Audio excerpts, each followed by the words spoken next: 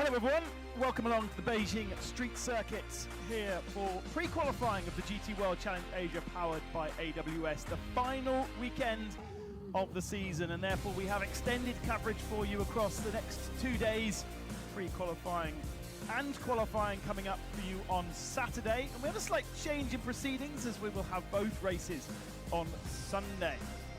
A brand new street circuit for Beijing, the third street circuit built in Beijing in the history of street circuits, at least we can trace. And the first in a good 10 years. The last known street circuit raced here in Beijing, Formula E's first season back in 2014. And it's a very different street circuit, a very different character to many street circuits that you see. It's wide, it's fast, and yes, we can certainly expect overtaking around this circuit. We'll get a chance in a few moments' time to do a tour around the circuit with some of our cars. We've got plenty of onboards for you. Here's a look at what we're calling a 12-turn circuit, just shy of 5 kilometers in length. And it gives you an idea just how fast it is. You can imagine going into intermediate one, just how quick it is. Then a loop around E-Town, up to turn 7, and then back around the Tongminghu Park, which has a large lake on the inside of it, and the finishing line down at the far end where our paddock area is. Crowds are gathering in curiosity as to what this is all about. GT3 cars on the streets of Beijing.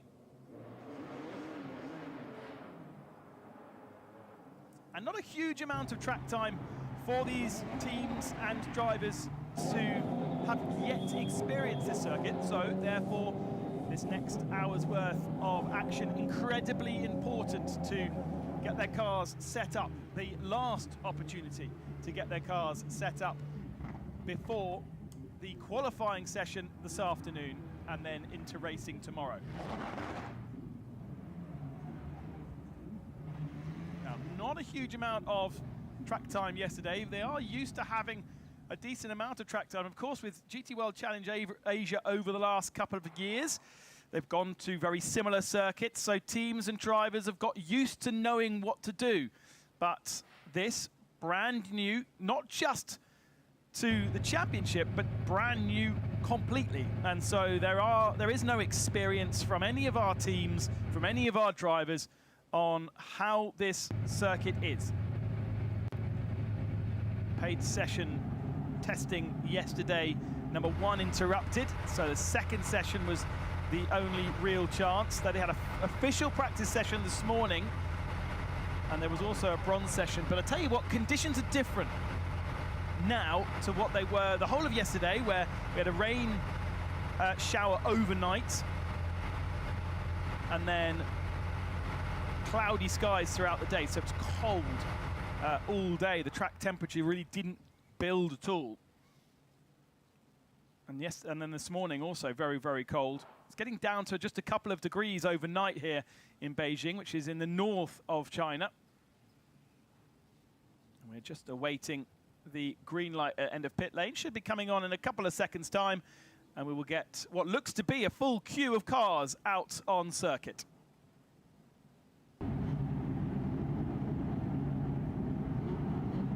Eight different GT3 brands represented on the grid in GT World Challenge Asia this year. And whilst the entry list slightly down on what we've seen throughout most of the year, with a lot of the Japanese entries not making the trip to China, we are still with those 8 brands. Got 25 Chinese drivers entered in a grid of 48 drivers. Of course, 24 cars means 48 drivers. And they are split across 4 different classes. So we have 10 in the Pro-Am category, 5 in the Silver category, of which 4, I believe, are still able to take the championship. So very competitive in the Silver class.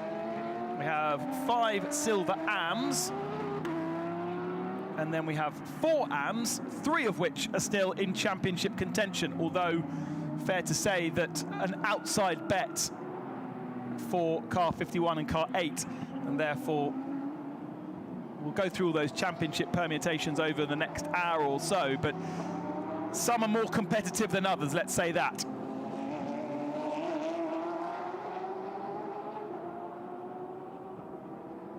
So the difference between practice and pre-qualifying is that if for any reason we have an issue with our qualifying sessions a little bit later on, this can be considered and used for the grid. So a fast time is important just in case, but effectively this is a practice session. Here is this tight chicane interrupting the Tonghui main road between turn 8 and turn 12. And then that is the final turn coming onto the main straight. Car 45, James Yu Kwai on Yingwei West Road, heading down towards turn number 3, the biggest braking zone on the lap. A few bumps there as they turn off Yingwei and onto Kiga Road, or Kiga Street, sorry. And then this loop around E-Town. 3 almost 90-degree left-hand turns, but as you will see, as he goes around these different turns, the width of the track does change, whether it be on the entrance or the exit. And Apex Design, who have built this circuit, have been very clever actually in the way that they have placed the barriers. They haven't just used the full width of every bit of road available. There are places, in fact on the underneath the camera here you can see there are places where they haven't used the full width of the road and have slightly reduced it. So James Yu Kwai then into the chicane, turn 9, 10 and 11. Now in racing conditions there is an area there which is no overtaking.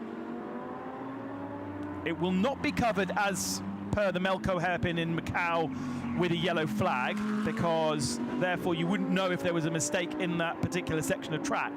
So the yellow flag will fly if somebody has had an issue in that particular portion of the track, but it is a no overtaking zone, and there's a white line that determines where that no overtaking begins.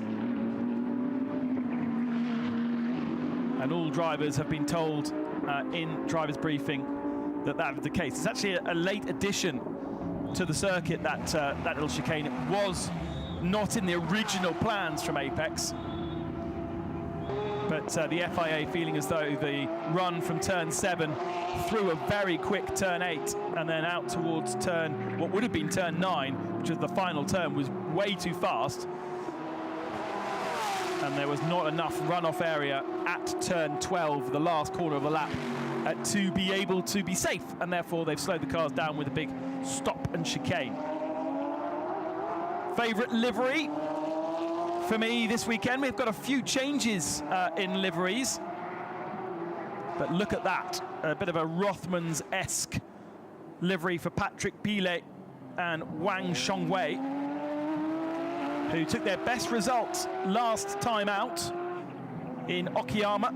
First time on the podium for the 911 machine, which really struggled for pace in the early part of the year.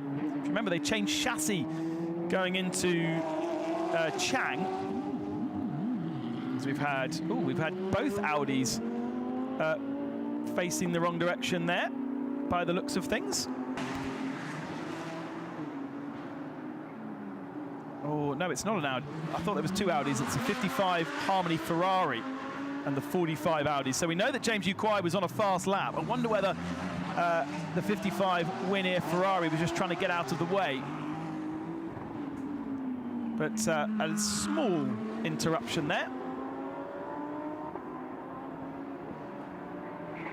Back to Patrick Pile then. And the 911 Absolute Racing Run Porsche, which will be replaced next year sets the first sort of benchmark. Now we're 1:49.0. We were down about 2.5 seconds faster than that by the end of yesterday's sessions. But drivers that I spoke to this morning expecting this session to be faster again. The track is cleaning up. It's a brand new surface that's been laid, FIA spec Formula One style tarmac around the whole area. So they ripped up the tarmac that couldn't have been that old, because the whole area of this Beijing Street Circuit isn't that old. But they ripped up all of that tarmac to lay this FIA spec racing tarmac. And that is providing better grip than just coming, you know, and as we used to do, just come on a normal street circuit that has had years and years of road traffic. This has been, as you can see, there are some white lines that have been painted black in various parts of the track. So this has been used, this tarmac, for normal street traffic, but we're not in an area, when you think of Beijing, you think of huge amounts of traffic and cars everywhere. We are on the outskirts, sort of suburby Beijing here, and so it's not massive amounts of traffic around the area. There is that rather fiddly chicane that Liu Ye just gets a little bit deep into turn 10. Doesn't quite slow it down enough.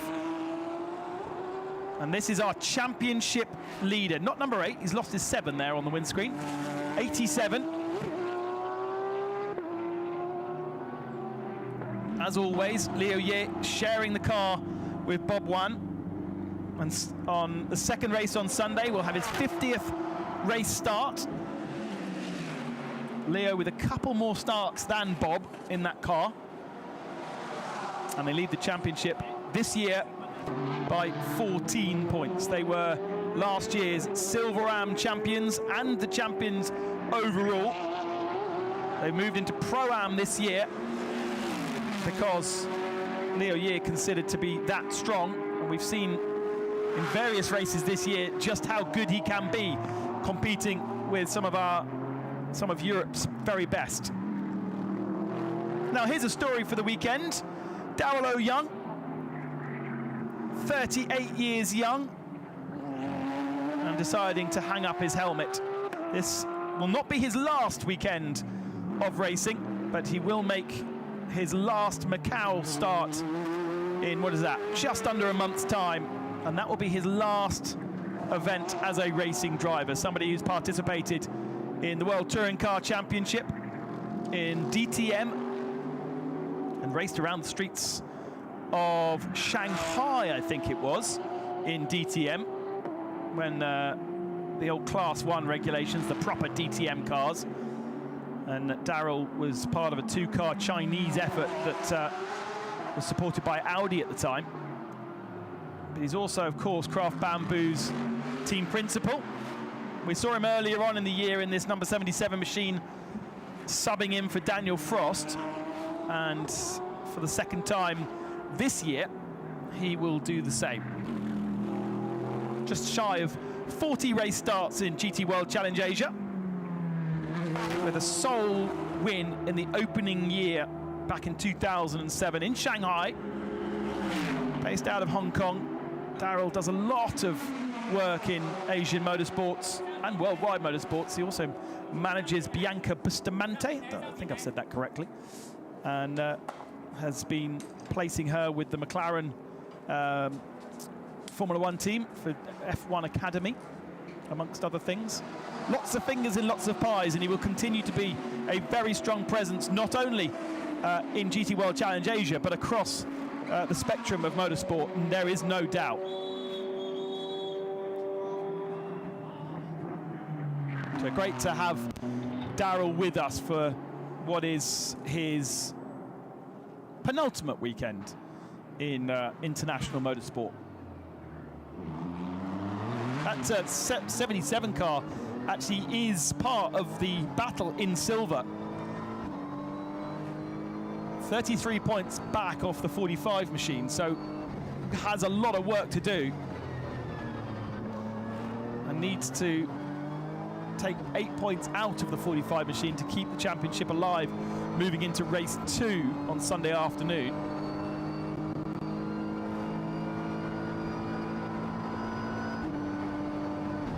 on board with the Nissan. Not sure if we're going to be able to stick with a full lap, but let's have a look anyway. That's turn 1 then. Bumpy on the entry, as you can see. And now down the Yinghu Straight. There's a little kink at turn 2 there, which is not much of a corner. Now braking zone at 3. Sitting in the middle of the road, staying away from some of the bumps on the left-hand side. And now it narrows.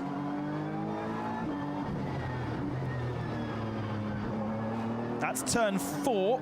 Widens on the exit because you go back onto the Jinghai Hu Road. And then narrows again through turn number 5. This is 6 with the Holiday Inn Express on the left-hand side. Under the double bridge, down towards turn 7, which is a right-hand corner. And takes you back onto Kiga Street, wider again. Now, best corner on the circuit apparently, turn 8 here. More of a braking zone there than I was expecting, actually. And now Tonghu Main Road and the big chicane. I'll tell you what, it's awkward because it's faster in than it is out. So you're tempted to take speed in there, but it is tight on the exit. Down to turn 12 then.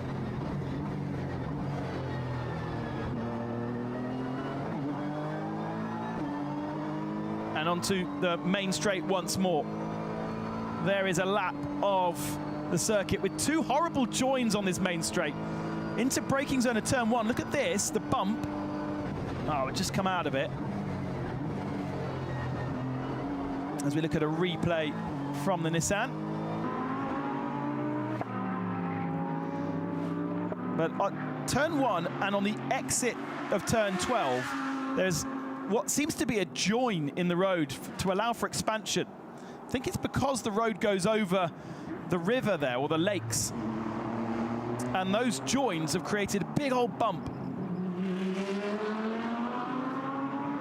Quite bumpy also into the turn 3 braking area here. You can see that by the rubber that's being laid down. We're into the 44s now, 44.5 for Nico Menzel, who's gone fastest. And that is a good couple of seconds faster than we were yesterday. So that sun that's shining down on us, with a bit more blue sky today, and that is adding to the track temperature a lot. 13 degrees it was yesterday, 22 today. Even if the air temperature is still saying only 11 degrees, it is definitely warmer on track. Bit of congestion here. Tao Chi in the 31 machine. He is also in overall championship contention, thanks to consistency for the Craft Bamboo Mercedes. That 31 car has only missed out on the top 10 in the very first race of the season, where it finished 19th. Other than that, 2 podiums in the second race in Malaysia and the second race in Fuji, and lots of points has kept Tao Che in championship contention. Shares that car this weekend with Jaden Ajada.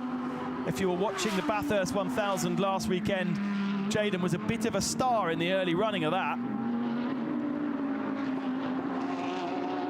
And he returns to our championship after missing Buriram due to, I think, a clashing race with GT World Challenge America, if I remember. And he joins Tao Chi for this final round, hoping to help Tao keep his championship alive in race 1. But he is on the very outskirts, 47 points back from Bob Wan and Leo Ye, and therefore would need to win, and hasn't ever won a GT World Challenge Asia race, but he would need to win to keep his championship alive moving into race 2.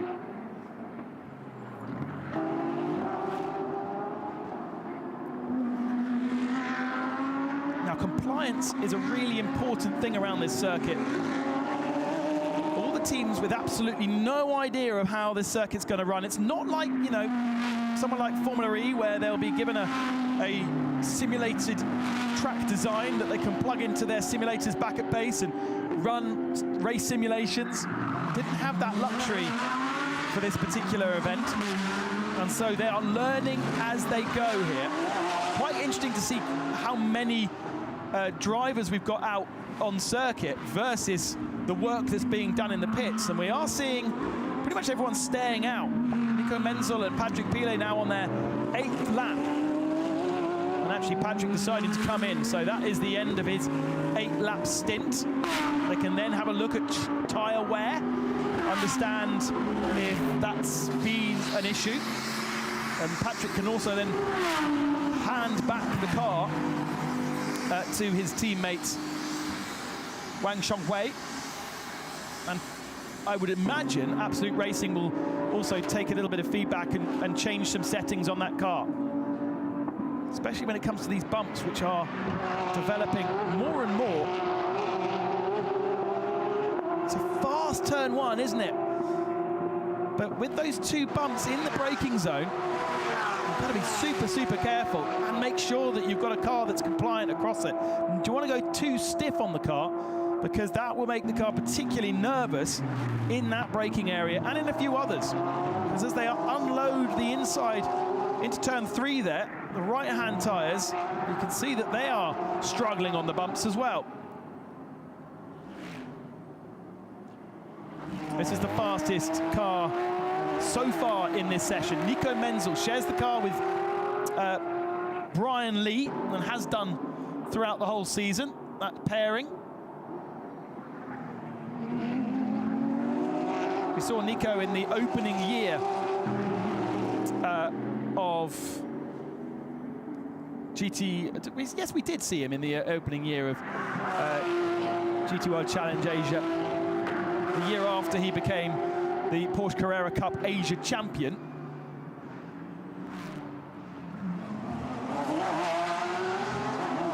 And that car has had 2 solitary points finishes in Fuji and Malaysia.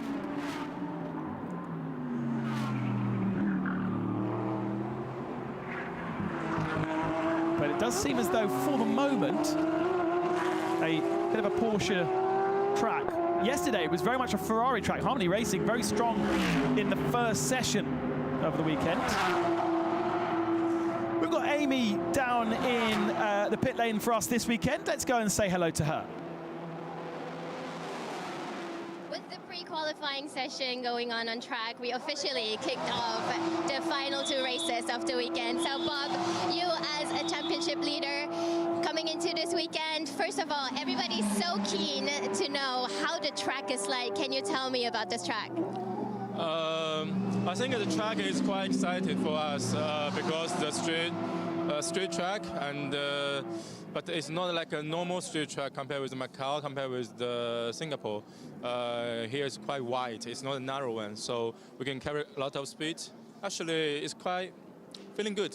I mean, and the grip is getting better. So yeah, I'm looking forward. So you said it's feeling good. Can you tell me about which is your favorite turn on this track? Still exploring? Yeah, I think maybe T1 or T3 is quite good. Great. So, and for the championship, you know, you're currently leading. Good news is you have 15 points ahead. A little bit, not the good news is that you have like a 10 grid penalty at the race 1. So that means at qualifying, it's a bit heavy on your shoulders. What are you looking forward to? I think it's just the race. I mean, for us... Car coming in? For us, we just, how to say that, it's like a normal race to fighting with this weekend champion. And let's say the overall championship. But for me, no pressure, no, how to say, just no pressure, just do it. Let's go. It's great to see you relaxed, so all the best luck to you, and 谢谢你. Thank you. 谢谢. Does seem relaxed, doesn't he, Bob? Great to have him with us. Front bumper looks like they've already had to change that on the Origin Porsche.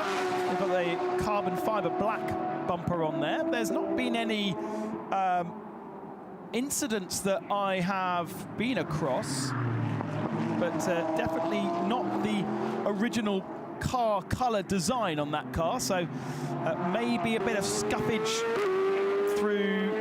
a chicane or on some of the bumps where the front end is scuffed on the ground, and that's damaged the bumper. Now let's cover off one of the big stories then. So that's car 87, 14 points ahead in the championship, coming in here as championship leaders. But if you cast your mind back to the end of August, which seems like a long time ago, in Okayama race 2, this car moving across on Dan Arrow, pushing Dan Arrow in the Volgas Porsche into the wall. Big crash for Dan, and it was deemed post-race that it was Leo Ye's fault. Therefore, he has a 10-place grid drop, or that car has a 10-place grid drop in race 1. So qualifying for race 1 will be Bob Wan. He'll do qualifying part 1. Wherever he qualifies, they will get a 10-place grid drop. So if they qualify as pole, he will be placed right in the middle of the pack. Now, I don't think most street circuits, that'd be a really horrible place to be. But turn 1 here is quite open, quite wide. The start-finishing straight's quite narrow in comparison. And I think that won't be too much of a problem. It will be more of a problem breaking into turn 3 as to how congested it gets down there, especially with a big braking zone after a long straight. There's a lovely shot from our high camera of the surrounding area here and the Tongminghu Park. So 10-place grid drop. You can assume that championship contenders will be ahead, and so it's very much a damage limitation in race 1, and then all-out attack in race 2. Now, one of the considerations that Origin Motorsport will have is whether they choose to go used tyres in race 1 and then new tyres in race 2. There is the opportunity for the ability to use new sets in most sessions, but not all. Now, you'd normally put a new set on for qualifying, both qualifying 1 and then another new set for qualifying 2. Do they put an old set of tyres, a set of tyres perhaps that have done some laps in practice, on in qualifying 1? That will put them further down the order, but then save 2 new sets for the races. Do you put an old set on for the race? For the start of the race, basically what I'm saying is you don't have enough new sets to do qualifying 1, qualifying 2, race 1 and race 2. At some point you have to slightly compromise yourself by using a set that has done some work. And so a different sort of strategy approach, I imagine, from Origin for this weekend for that 87 car. There's Bob now in his I was about to say that's Bob in his race overalls, but it's not. It's Kirong Lee in his Origin race overalls, but getting ready to take over from Anders Forbach. As we are now starting to see our AM drivers take over from our pros. Let's do another onboard lap. This time we are in car 45 with Frankie Cheng, the local Beijing boy, over those 2 bumps into turn 1. There's the second of them.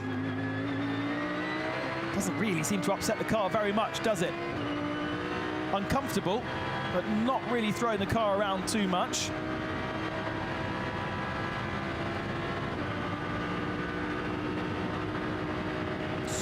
So fast into turn 3 now. Little bit braking and turning, trailing in. Carry more speed through turn 4 than you think because it's wider on the exit, but then into 5 it's the opposite. Wide to narrow. Misses the apex just a little bit on the left-hand side.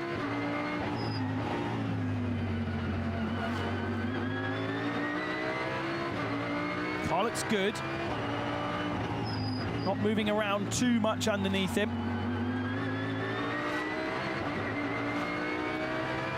Definitely quite bumpy though in parts. Here's this turn 8. So early on the power there, on the apex of the corner. Probably could have carried more speed through there. Through the chicane then. Now look at this final turn of the lap, turn 12. Maybe coming into the pits, Frankie. He's done 12 laps.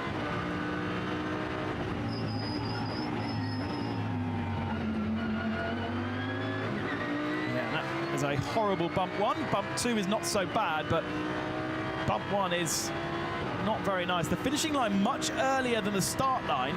There is the start of the lap there, but the finish is further back. So when it comes to racing, we won't quite have full amount of laps. Right, what's the camera picking up here? Ooh, well, our AM competitors, car 75. Who is in that one right now? It's the slowest car in practice by a country margin, actually. And it's David Chipanchoro. Almost certainly going to become the AM champions this weekend. They just need to finish in race one to become the champions, and he just was very, very cautious there turning in.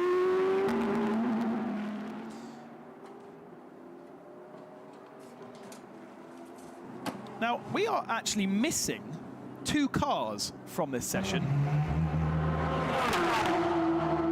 Car 55 has been out onto circuit, but has been in the pits ever since. So remember, we saw him down at turn. We saw them at turn number 1 in the runoff area. Did 2 laps and has now stayed in the pits. So there's an issue there for Ye Yifei's car. By the way, how cool is it to be racing in Beijing with probably the second most famous Chinese racing driver that exists at the moment? Ye Yifei obviously winning Le Mans with the yellow Ferrari. And he will be racing in Macau with Harmony Racing. So joining the team for these last couple of events. Great to have him with us. Great to have him racing here on the streets of Beijing. He was the fastest man in our session yesterday, in the test session. But there's definitely a question mark over the 55. And what is the other car that is missing? There's a third car that has not done anything yet. Now, work out how I work out who is missing.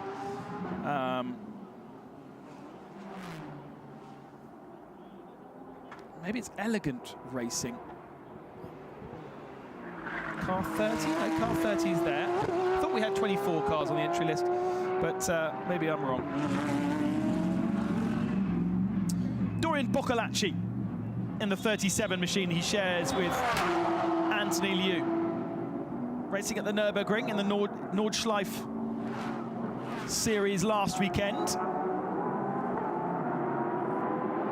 And now back with the team Phantom Global Racing that he was with, has been with all year. He'll be racing with that team at Macau as well, the SRO run GT World Cup in Macau in a month's time. The entry list coming out just a couple of days ago. And Dorian making a return to Macau. Ooh, that didn't look particularly clever through there. Looked like he took 2 bites out of the apex at, no, what did I say that? Turn number 5, that is, isn't it?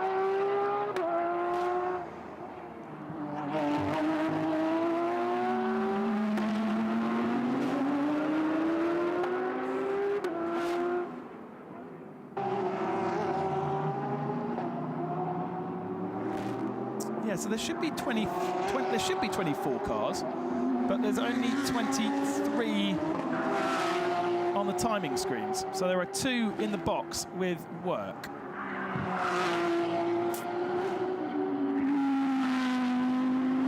Joel Eriksson is a brand new name to this year's entry, not a brand new name to GT World Challenge Asia.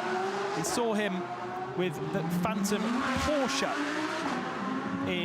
last year, I think it was. And still with Phantom, but in the Audi this weekend because there's no Marcus Winkelhock. Marcus racing elsewhere. So he's been replaced by Joel Eriksson, the Swede, who will be racing in Formula E this year. He's replaced Robin Freins in the Envision Racing team. Let's go down to Amy, who's got his teammate. 包金龙非常高兴又看到你回到了我们的赛事当中。那么这一次也来到了你的家乡，在北京举行了一场街道赛。那么你觉得这条街道的情况，在测试和练习当中感觉如何呢？这赛道越来越好了，然后比我想象中要好很多，而且现在抓地力越来越回来了，而且整个赛道看起来都还不错。那么哪个弯角对你来讲比较有难度呢？我觉得我们还在适应赛车，其实我们现在还没有找到赛车的极限，所以说每个弯角，我觉得在后面的比赛对于我们来说都是一个挑战。So Bao just told me, and because he is from Beijing, and this track means a lot for him. And also he said this track condition is actually better than he expected, and the grip is getting better and better. And I asked him which corner is more difficult. He said he will keep trying and find out more technical issues with the track. Okay, back to you guys. Bao Yinglong in the 46 machine for this weekend. That car he hasn't been with us for the last 2 weekends, but did start the year in that car with a best result of 5th in Buriram. So he missed the 2 Japanese events, but is back with us here in his home city of Beijing. So basically a completely changed lineup in the Phantom Audi from the last couple of events that we have seen.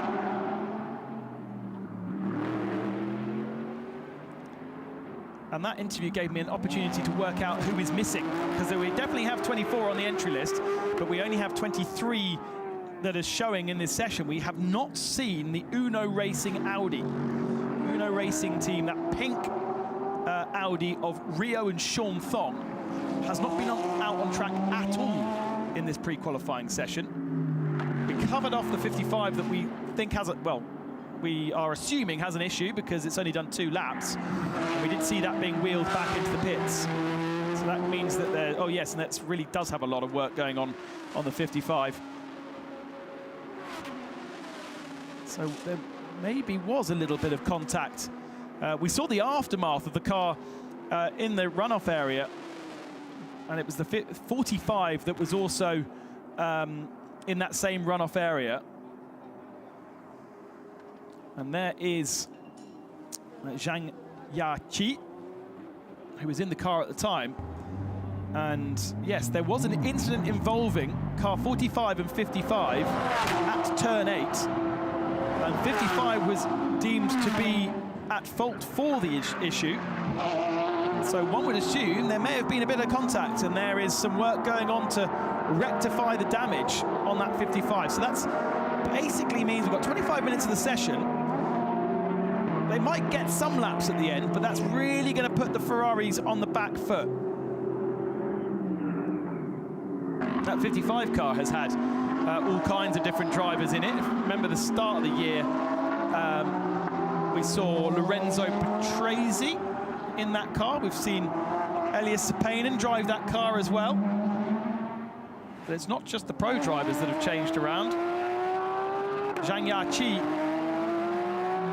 is in that car for the first time this year. Now you're going to say, well, hang on a second.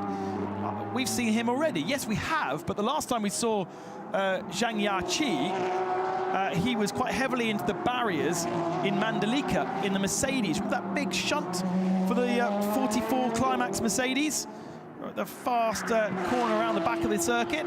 Well, that was Zhang Yaqi in race 1, and therefore he didn't start race 2, and that was the end of the 44's year. So, making his first start for Harmony Racing, and unfortunately,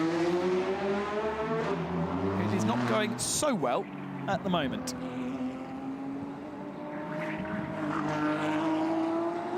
Car 66, Prince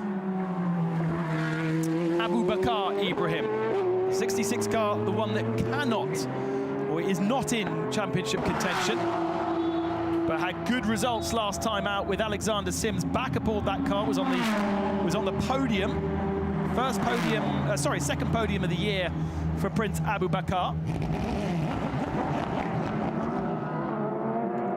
Previously got a podium with Jordan Love in Fuji in that sort of melee at the end of the race, if you remember, and ended up in third position. But in Okayama race 2, a legitimate second position for Prince Abu Bakr and Alexander Sims, who also won a race in Malaysia at the start of the year, but that was when Alex was in the 99 car. So Alexander Sims contributing to podiums for both Prince Abu Bakr last time out and his brother Prince Jeffrey at the start of the year. But Prince Jeffrey, since that first weekend in Malaysia, very, very happy with the performance of Ben Green, who initially came in as a replacement to Alexander Sims, but has been kept on to help with the championship fight in the 99 car, because Ben Green managed to achieve a win in Buriram race 2 and in Fuji race 2, and of course had that win with Simsy in Malaysia race 2. So Prince Jeffrey is still in championship contention. Was the Pro-Am champion 2 years ago. Has been announced alongside the team JMR in the Asian Le Mans Series for the winter period. I imagine we'll see them in Malaysia 12 hours as well, which is coming up in December.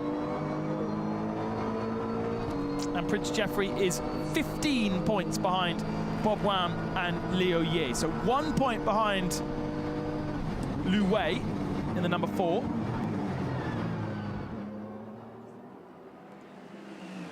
Phantom Global Racing about to make another driver change. Don't forget that you've got Phantom Global Racing who run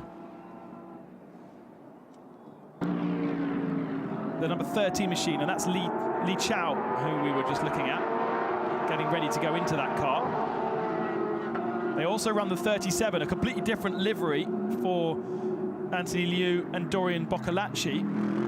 And then they also run the Audi Sport Asia team as Audi Sport Asia Team Phantom.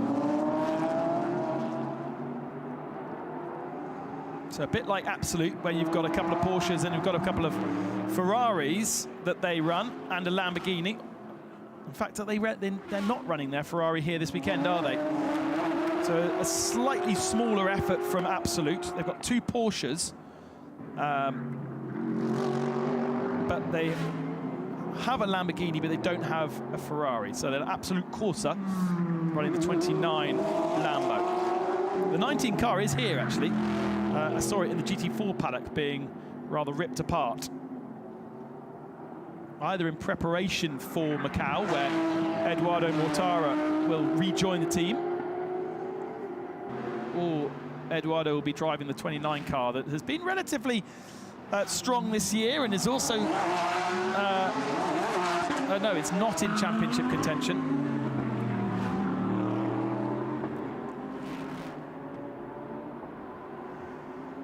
And there is the 87, losing that sticker more on the windscreen as the session wears on. 5th position at the moment. So we've still got the number 10 as the fastest car. That is obviously set by Nico Menzel at the start of the session. Bastien Boost got himself up into 2nd. So we've got Porsche, Porsche, Porsche, Porsche, Porsche. Yeah, 5 Porsches before we get to the first non-Porsche, which is the 66. On board with Bob Wan then.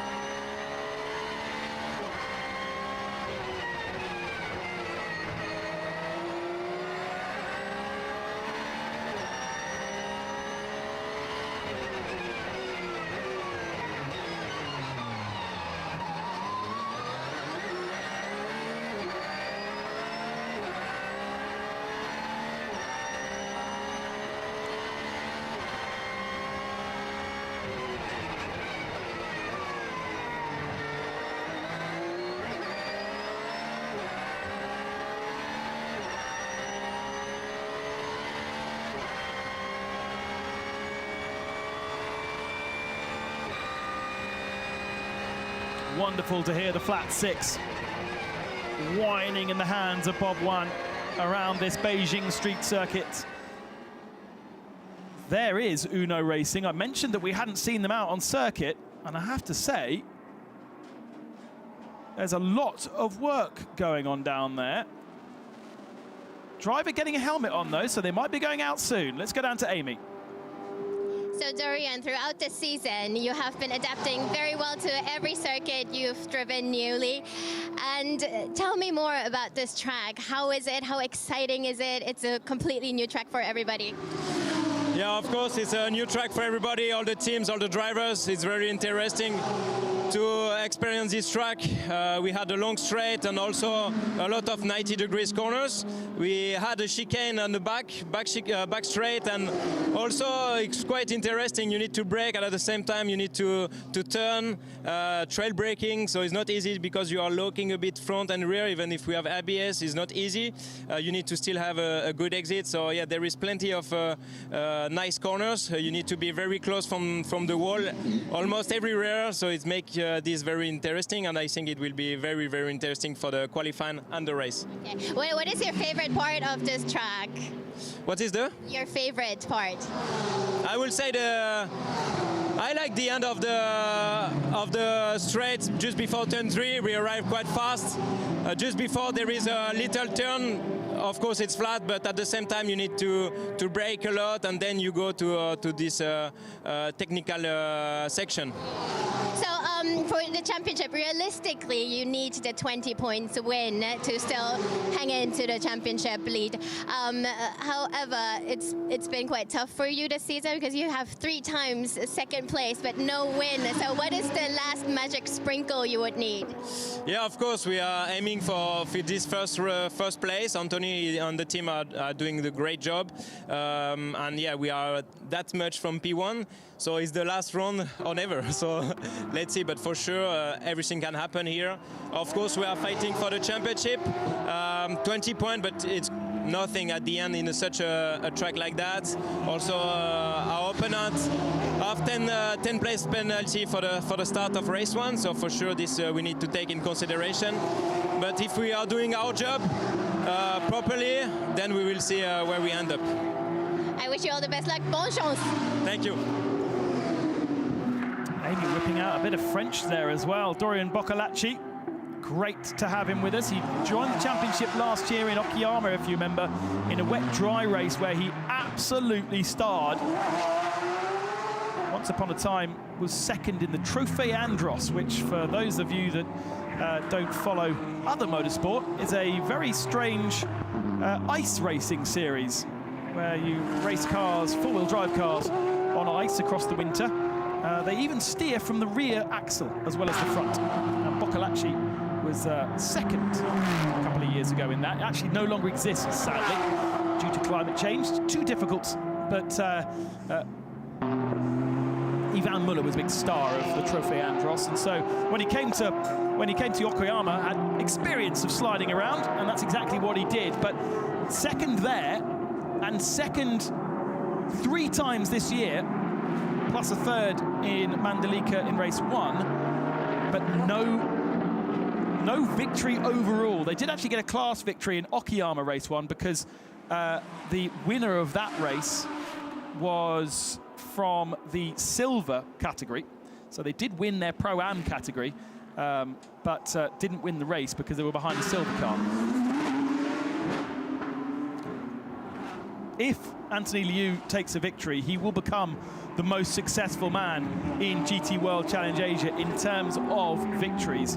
There are quite a few now that have 6 victories to their name. And we're talking across the whole history of GT World Challenge Asia.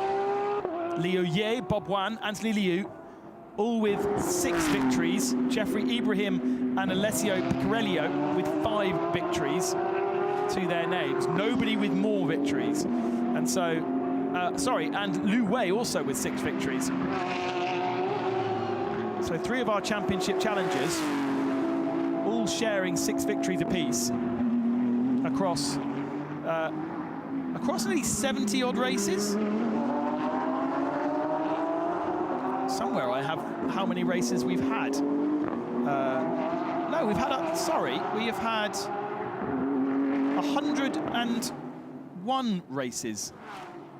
That's right, because Okayama was our 100th race. I will verify that for later, but I think we have now got into that. So if you imagine, there's been that many opportunities to take victories, and we've seen Anthony Liu in pretty much all years of the championship. He's done over 50 starts.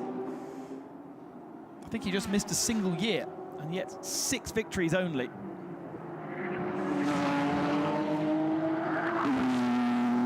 The only BMW in the championship this weekend, the 89 machine, on course to take the victory in the Silver AM category. 18 points clear of the 500 Nissan. And effectively, the Nissan needs to beat the BMW this weekend to keep, well, in race 1, to keep the championship alive. Just the 2 of them fighting for the championship, but there are 5 in the category. So it's not that simple, and especially as the Lamborghini has been consistently good this weekend so far. So 29 car, actually the fastest. The Nissan second fastest and the BMW third fastest. The weird thing is, right, BMW have never won in GT World Challenge Asia. They're pretty much the only brand that are represented in GT3 that haven't done that feat. And yet, last time we had the revival of the Suzuka 1000 and BMW took victory.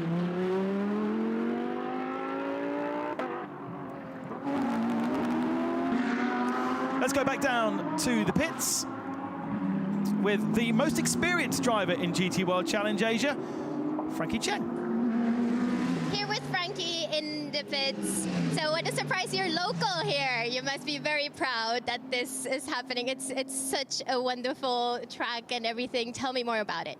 Yeah, actually, it's brought me a super surprise, a big surprise that to actually, to have a chance racing World Challenge Asia and in my hometown, which is not, really normal at all. And we usually have one race in Shanghai, which is becoming a regular. But to have a surprise to have a race in Beijing and also a street track. I know it's a bit cold, but it is the north part of China, and I hope the race is going to be exciting and to the fun as well. And you just had quite a long run of practice. Do you think that's enough to get ready to jump in the car for quali? The street track is always never enough to drive, and it's as a driver, you go lap by lap, you go quicker and quicker. But I think that in the afternoon we have a qualified session, going to be very exciting. And you just said you have whole family and everybody coming here supporting you. That gives you a push as well? For sure, I have friends, I have a family here, which is very nice. They don't have to fly elsewhere to look my race. All right, so all the best luck to you. Thank you very much. Thank you. 谢谢你. Thank you.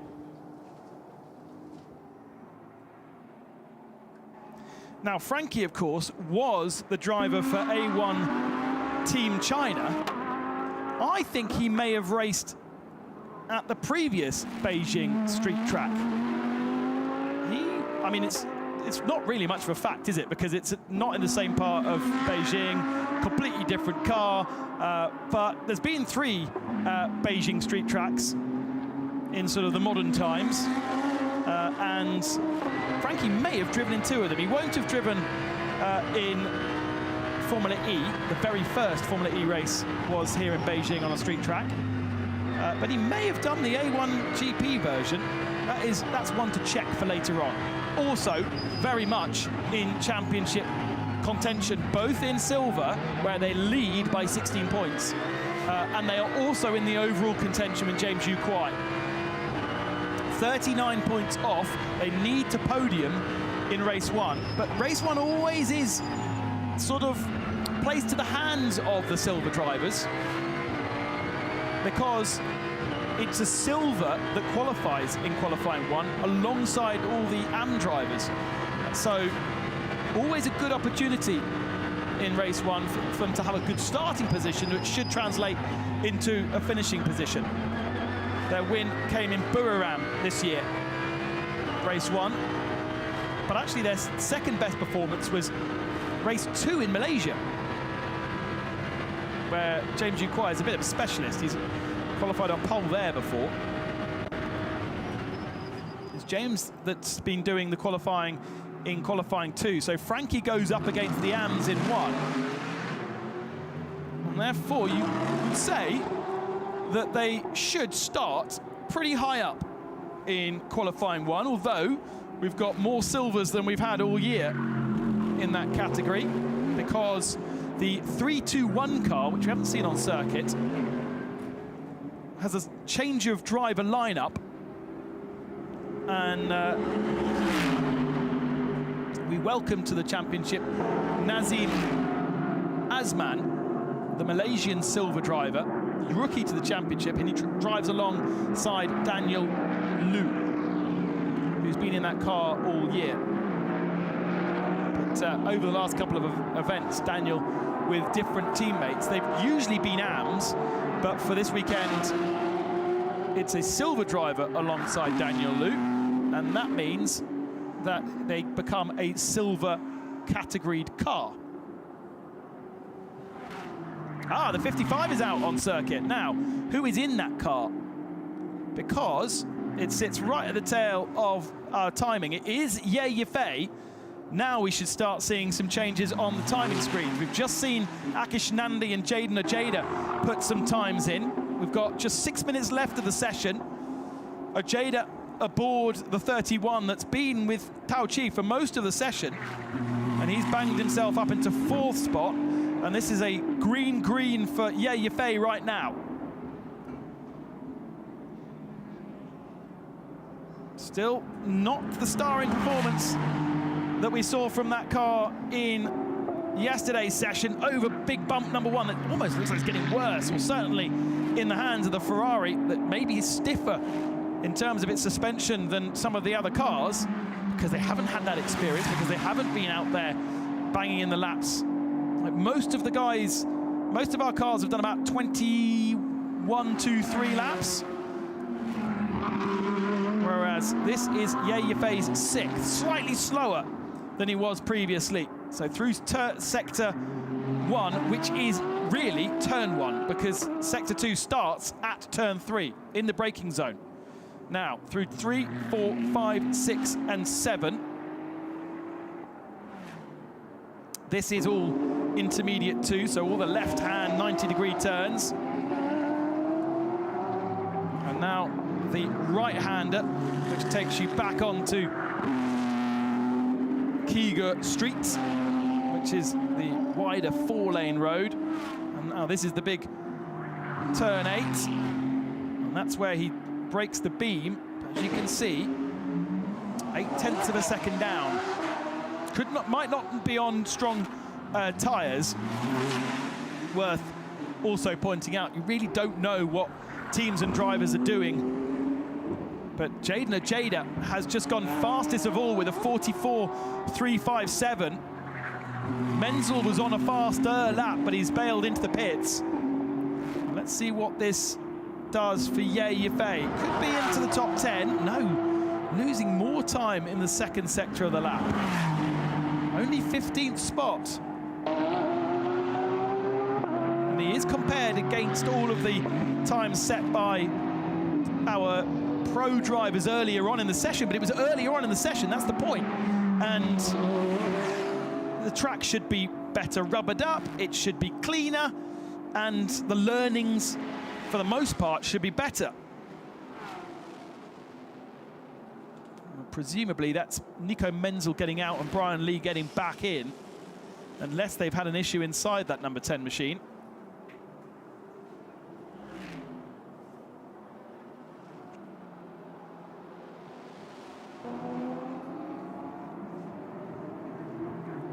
Here's the 500. Hirabon is aboard that car. Car 30 is the AM Mercedes of Alex Louis and Reinhold Renger. Let's go down to Cao Chi, who is in championship contention just about in the 31. Okay, still with pre-qualifying session going on. Tell me about the run with you, the Mercedes, the track, and everything is new for everybody, obviously. How is it for you? It is pretty good. Actually, I really like the track. It's interesting, and then we're doing good progress. I think we're currently P1, so it's pretty good. Yeah. So the stop and go and the very long stretches of straights, that's in favor for the Mercedes as well, I guess. Not really. I think it's in the favor for the Porsche. I think if you look at the timesheet, the top 6, there are 5 of them are Porsche. So it's a Porsche track, I would say, yes. All right. So last question, what is the favorite part of this track to you? I think TA. TA is actually very interesting, and also T2, I guess. Yeah. What's the reason for that? Sorry. The reason? It's quick corners. I really like quick corners, and especially on the street, it really makes it more scary, to be honest. Yes. Yeah. So we're very much looking forward for the qualifying. All the best luck to you. Thank you. Thank you. Thank you very much. Yeah, qualifying coming up later on today, and then our races will be on Sunday. It's a slight change in the usual way GT World Challenge runs its weekends. We're going to have all of our races across Sunday and all of our qualifying sessions this afternoon. There is a look at E-Town from our high camera. We've got a sphere down there thanks to the AMG pop-up stall on the outside of turn 3 and turn 7, actually. It's the outside of both of those corners. That's you can see, actually it's a great shot to show exactly how that works, because you had cars going one direction and cars coming towards underway there. Right, Jaden Ajeda then, the Australian. Absolutely, he's not scared of a wall, is he? After his performance at the mountain in the Bathurst 1000. And is getting nice and close, and, you know, pretty clear, pretty obvious statement, but the closer you can get to the barriers, the wider you can make the track and the faster you can take the corners. It really is that simple.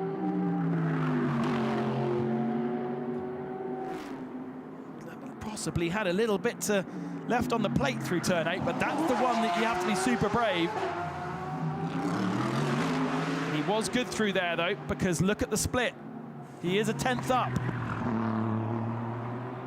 Now coming towards the final couple, well, the final turn, turn 12. Over the big bump there, you can hear the tyres squealing, almost like a indoor karting track. Jaden Ajeda, half as 10th faster than anybody else. Come the end of the session, the checker flag falls. Doesn't mean anything, apart from it's a good confidence boost for Tao Che and Craft Bamboo on a circuit that Tao has just said is a bit of a Porsche track. It's Mercedes at the top of the times. 16. Missing throughout the whole session, and Rio is out on circuit. This is very much a shakedown. We'll go to the Uno Racing pits and find out what the problems were for the Audi, but missing the whole session must have been an issue on fire up. And don't worry about the speed, because it doesn't matter. He's not going to be going for a lap time, but it is a big compromise for that team that won't now have the experience of an extra hour's worth of running, especially an hour's worth of running that's been so much faster than our sessions before, with the warmer track temperature. Now, the question is, what will the track temperature be when we come to qualifying? Because I think the cloud cover is building, and I reckon it's going to be colder again by the time we get to the end of the day when we do qualifying for GT World Challenge Asia. And therefore, what you set up the car for now may not work later on today. New compound Pirelli tyre is causing headaches for everybody when it comes to colder conditions. I mean, the tyre has to do like 50 degrees track temperature in Thailand and then 15 degrees track temperature here. Has to work across all the different regions, as well as GT World Challenge races in America and Australia, as well as Europe and Asia. So it has to do a lot. But every racing driver will want more. Those bumps really unsettling. Rio in the Audi there through the final turn. And he misses the apex, takes the checkered flag, and will end up being the last car to come into pit lane. But at least they've got the car out, and at least he can verify that there are no sensor issues and there are no alarms going off inside the car. It's just a bit of a shame when it comes to the Silver Championship that they are going to be out of the running.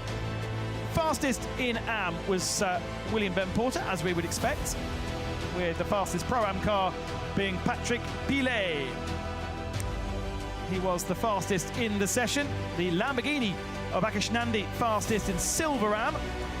And this is how tight it was. Pilet must have done a lap right at the end of the session to just go slightly ahead of Jade Najeda, with Menzel all separated by less than a tenth of a second. Wow. Then it's Bastien Bus. Yiffy Yi got up to 5th position in the Ferrari in the end. Akash Nandi was 6th. A big gap between them and the top contenders. And then your championship contenders down there, 7th, 8th and 9th. And James Yukwai and Frankie Chen in 11th position. Then a cluster of silver cars, 14th, 15th, 16th and 17th. And we did eventually get everybody out on circuit, although just a couple of laps set by the 16th. A brand new street circuit here in Beijing for GT World Challenge Asia. And our pre-qualifying session started under blue skies and 20 degrees track temperature, meaning a very different feel for our drivers in the early part of the session. Many choosing to bang in a stint of about 8 laps with their pro drivers to get a handle on what the circuit's like before then handing over to their respective AMs. The last chance to get some data before qualifying coming up later on today. And it does seem as though the circuit's favouring Porsche.